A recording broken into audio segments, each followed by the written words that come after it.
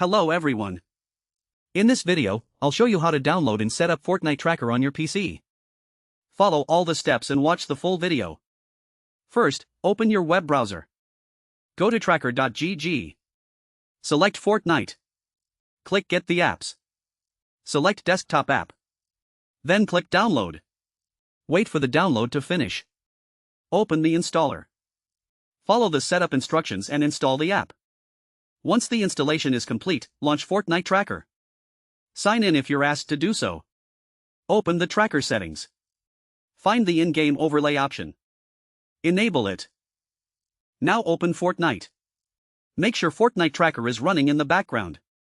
Start a Fortnite match and check if the tracker appears in-game. You can also use Fortnite Tracker to view your stats and match history. And that's it. If you're having any problems setting it up, let us know in the comments and we'll guide you. If this video helped you, leave a like and subscribe for more Fortnite tutorials. Thanks for watching.